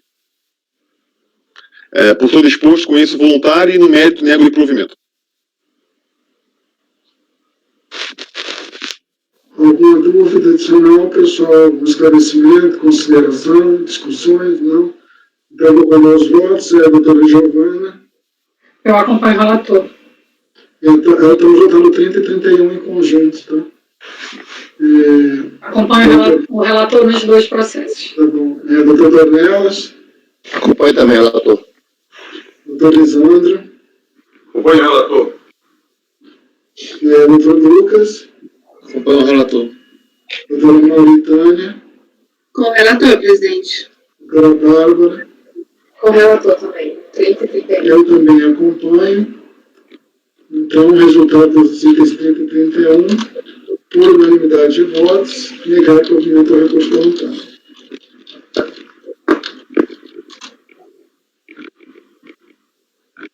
Pessoal, eu estou pensando em a gente fazer um intervalo umas 16 horas, pode ser que a gente adiante e tente finalizar a pauta da tarde agora, que não falta muito, isso acho que não. Faltam 2 ou 3 processos, tá? Então vamos adiar. Eu ia dar uma paradinha 3h30, mas vamos adiantar um pouco, a gente fecha essa pauta da tarde, a gente já retoma de amanhã. Acho que é um processo... Só falta um, só falta 32. Falta um. Então, autorizando. Depois da 32 a gente faz um intervalinho.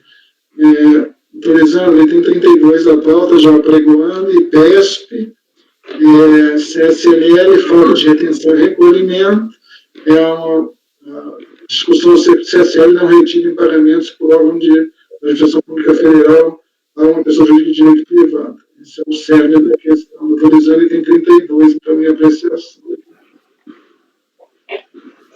Bom, está na pasta, a minuta, para os colegas abrirem a minuta.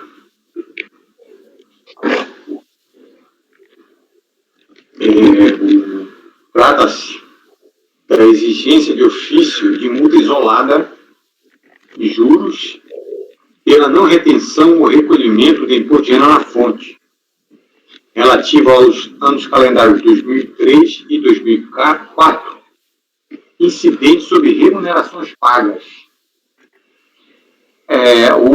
O que aconteceu foi que havia uma remuneração uma espécie de remuneração por produtividade e dos funcionários, vendedores, uma coisa assim. E esse prêmio por produtividade, ele não foi considerado pela impugnante como um salário. Ela interpretou dessa forma.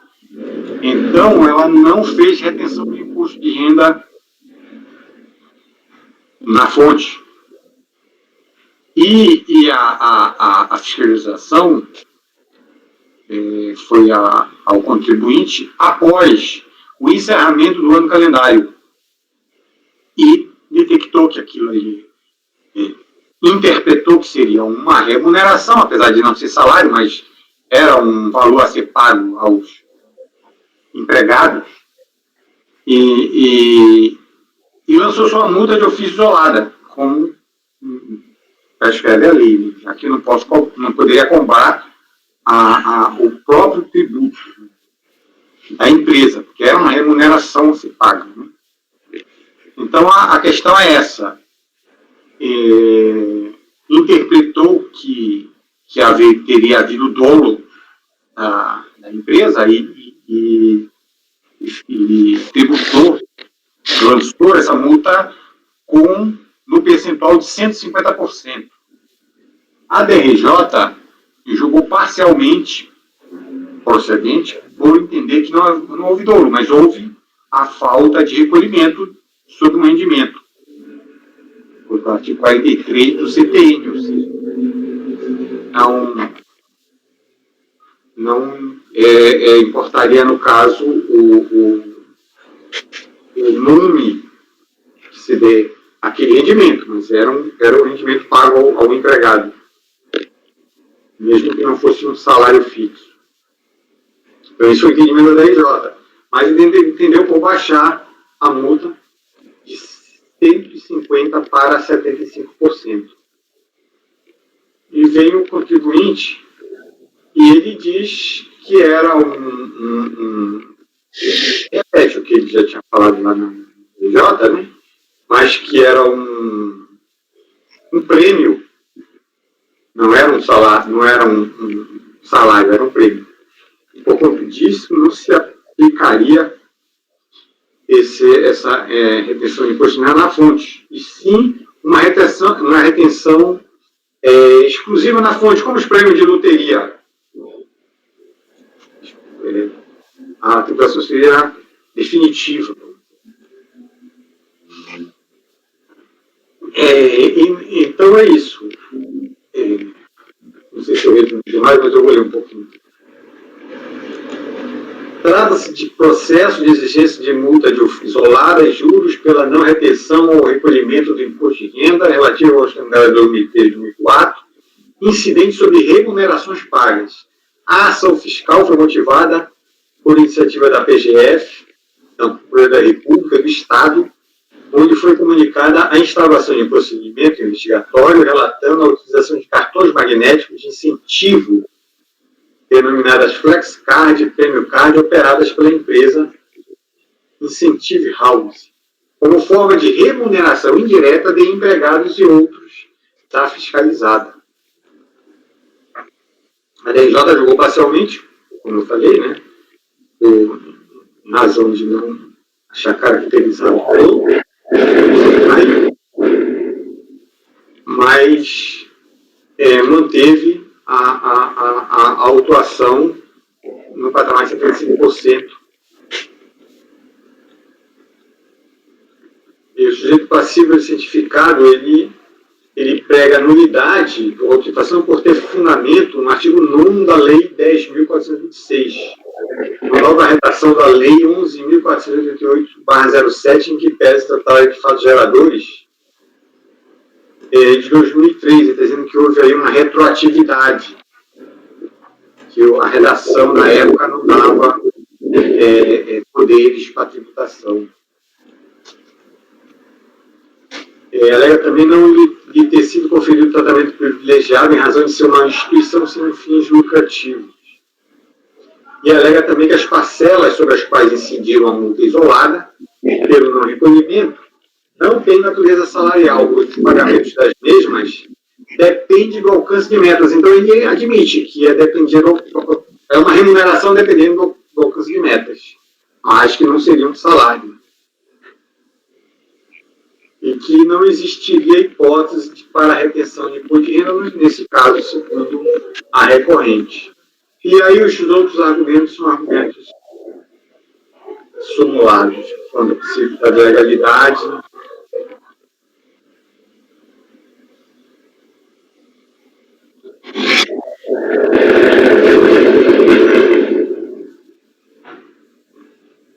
Bom, eu posso ir ao voto, presidente?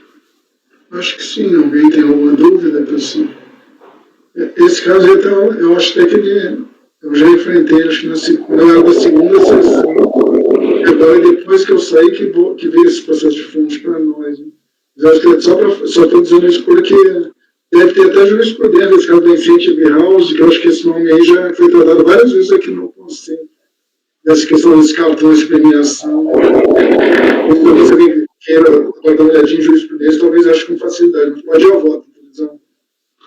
Bom, eu coloquei por tópicos. O primeiro tópico é a nulidade do auto de infração por ter como fundamento o artigo 9º da Lei 10.426 de 02, mas com a redação dada pela Lei de 07 e os anos calendários de 2003 e 2004. Em decorrente da participação é nulo conferir o artigo 10 do Decreto 70 deste. Como é abordado na decisão de primeira instância, o dispositivo original que suportava a existência da multa isolada é a Lei 2426 de 2002, portanto, anterior ao período de lançamento.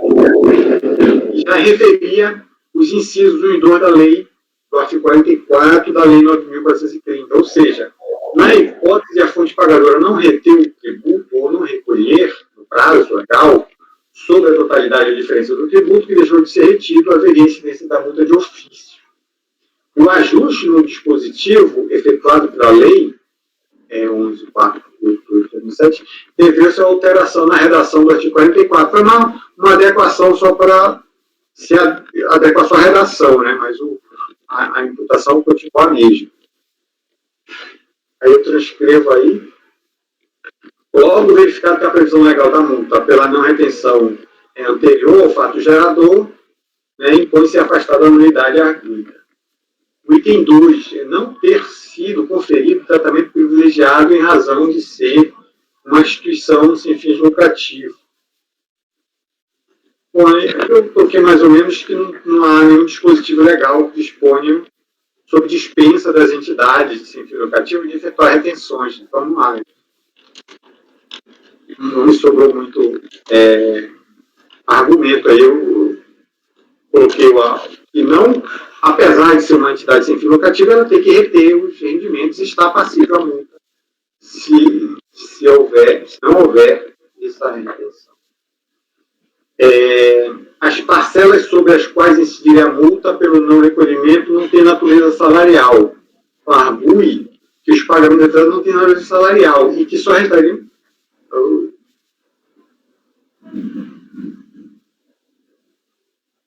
Argui que os pagamentos não têm natureza salarial e só restariam devidos quando fossem atingidos metas. Para tanto, cita a doutrina e parecer que embasariam sua posição, mas que todavia tratam de efeitos jurídicos diversos, isso é, de natureza trabalhista, portanto, irrelevante para a incidência do imposto na fonte. Para fins de incidência do imposto na fonte, é irrelevante se a verba paga tem natureza trabalhista, ou se ela é passível de comparação ao salário do beneficiado, que decorre do produto do salário, e como traz inseridos no conceito de renda. O então artigo 43 do regulamento do imposto de renda, ele traz aí o tema do que são tributáveis, né? Então, são tributáveis o rendimento proveniente do trabalho assalariado, as remunerações por trabalho prestado nos empregos, cargos e funções, e quaisquer proventos ou vantagens percebidas. Então, no caso, cabe a incidência tanto na fonte quanto no beneficiário. Sobre a obrigatoriedade da fonte pagadora efetuar retenção e recolhimento, independente da natureza do trabalho, se dispõe no artigo 624, na época, regulamentando também. Ele diz que é entidade sem fim lucrativo, mas o artigo não faz distinção. E verifica-se, conforme a comprovação juntada aos autos e reconhecidamente pela recorrente, que os beneficiários oferiram rendimentos em razão do aumento da produtividade, que foram pagos pelo contribuinte, ainda que tais parcelas não tenham natureza de habitualidade ou que sejam incorporados aos salários com base na legislação trabalhista. Por se tratar de rendimentos que se enquadram no conceito legal de quaisquer proventos ou vantagens percebidos e estarem sujeitos à retenção na fonte, correta está a exigência tributária quando o sujeito passivo descumpre o dever legal de reter e recolher sobre pagamentos efetuados que decorrem de proventos de qualquer natureza. Então, não cabe não assistir razão. Ele diz que não existe hipótese para a retenção de imposto de renda na fonte nos casos de pagamento de incentivo. Entende a recorrente que os prêmios que pagava não possuíam natureza salarial e também não poderiam ser enquadrados no artigo 63 da Lei 8981, que fala sobre prêmios.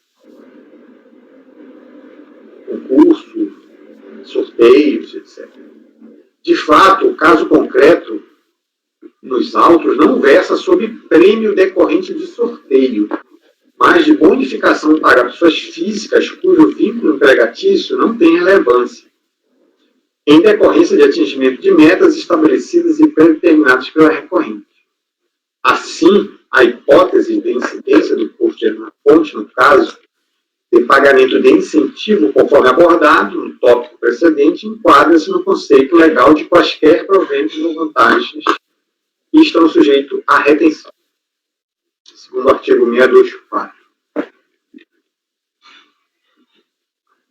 Bom, aí ele vem falar sobre a fonte ofensiva da legalidade, ausência de interesse econômico na operação, precisava ter interesse econômico, apesar de que tinha, inclusive, eu acredito que tinha, porque ele era beneficiado, acaba sendo beneficiado pelo incentivo que ele dava para o empregado. Né? O cara atinge uma meta, você não tem interesse.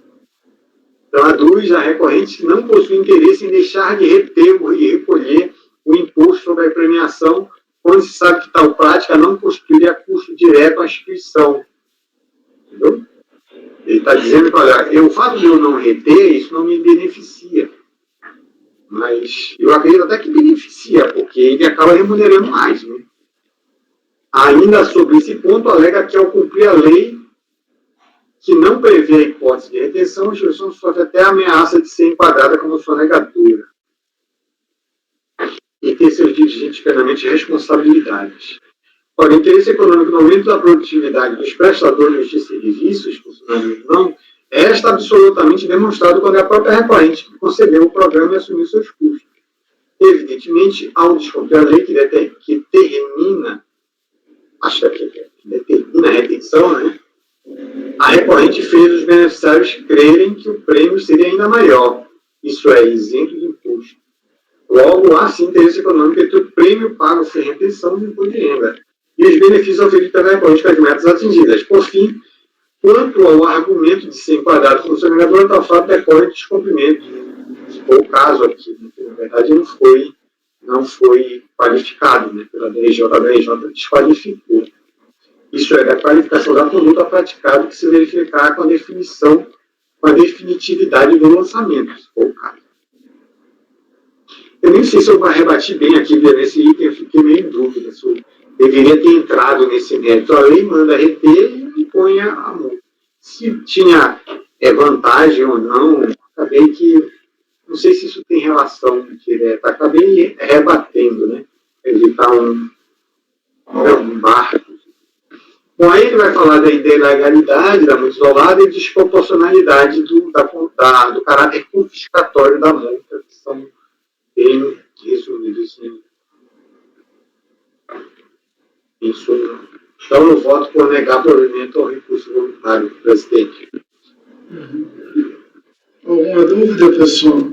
Basicamente, esse caso aqui, eu até me lembrei, é um caso que se pagava salário através de um cartão de premiação, e aí, na verdade, o que acontecia normalmente, não sei se esse é o caso aqui, eles faziam uma contabilização geral pelo valor lá da SEC que House devia, e aí ninguém declarava nada, nem o beneficiário declarava que recebeu o dinheiro, nem tinha DIRF de ninguém efetivamente, e na verdade, isso aí depois a fiscalização viu que isso aí caracterizou como se o salário fosse. Né?